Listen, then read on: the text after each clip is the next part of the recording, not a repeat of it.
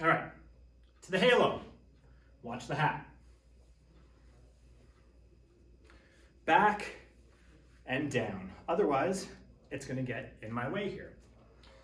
This is a great exercise for the shoulders. It is also a great exercise if you ever want to do steel mace or Indian club swinging and need to work on that flexibility. A lot of people struggle with this because they don't have the flexibility. Picking that kettlebell up, bringing it to our chest. The halo looks like this. Around the head, under the chin. Around the head, under the chin. Switch directions.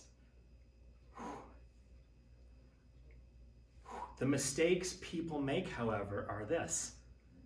Above the head and below the chest.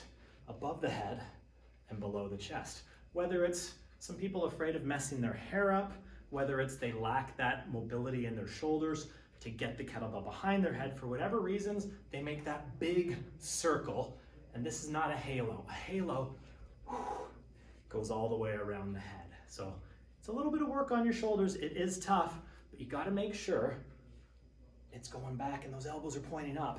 If you're doing this correctly and you have a hat facing forwards, you will knock your hat off. If you have long hair and it's up and you're doing this correctly, your hair will be a mess by the time you are done this exercise. So that is how you properly do a halo. Let's show you some things we can do with it. So let's start by going all the way around but stopping at our chin. Boom, switch directions. Round, boom, switch directions. Let's add a squat. Boom, squat with it. Back up, opposite direction, back down.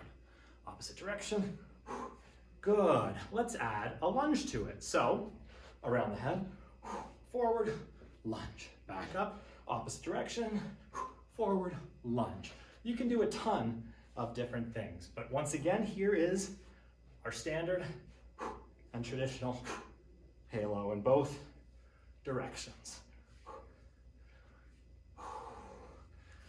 If you want a really fun one, oh man, I don't even know which weight I want to use for this. Try sitting down, feet up in the air, and doing your halo without falling backwards. What you'll see is if you lean far enough back, that's what's gonna happen to you. So, play around with it, have some fun.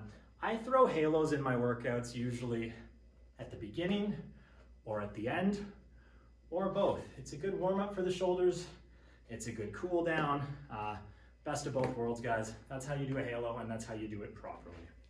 So those 3 exercises, all planes of motion, 3-dimensional movements, those are really traditional kettlebell exercises that you'll struggle to do with a barbell or a dumbbell. Those you need a kettlebell for.